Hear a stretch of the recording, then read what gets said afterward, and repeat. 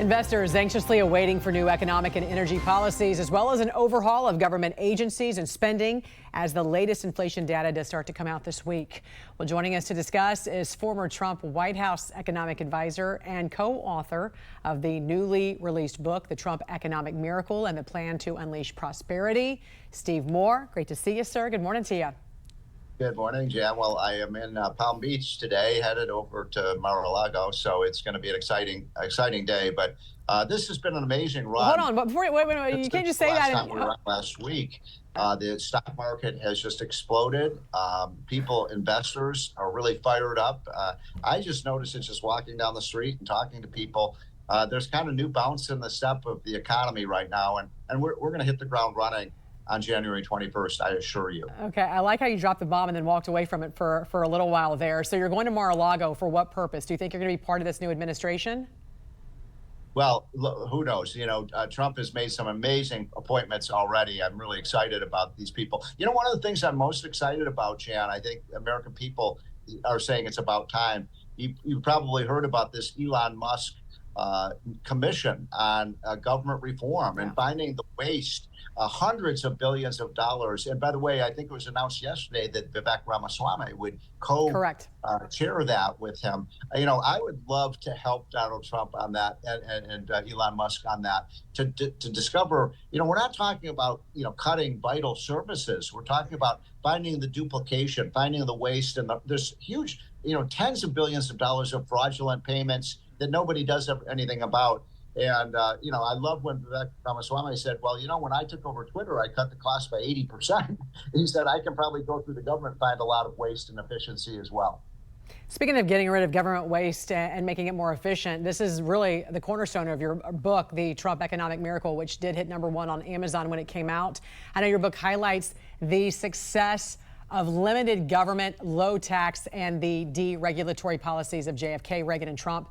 I want to talk about one of your posts that you did on X, where you stated that Bidenomics cost Democrats this election. You wrote 2/3 of voters rate the economy fair or poor, and voters were about twice as likely to rate their current financial situation as worse than it was 4 years ago. So what does Trump need to do to reverse Bidenomics and explain why those policies did not work? So I was just analyzing last night the very comprehensive exit polling data on why Americans voted the way they did and why Trump's share of the vote increased so significantly from 2020. And there were two issues that really stood out in terms of the American people. And one of them was illegal immigration. People were extremely upset about that, you know, 15 million illegal immigrants. So we're a country of immigrants, but they have to come in legally. And I'm sure you can guess what the second was, Jen, because we've been talking about this for 2 or 3 years on your show. Inflation. People were really upset about how much things cost and the fact that their paychecks have not kept up with inflation. So I say that because the top priorities for Trump when he comes into office on January 21st will be to get secure of that border.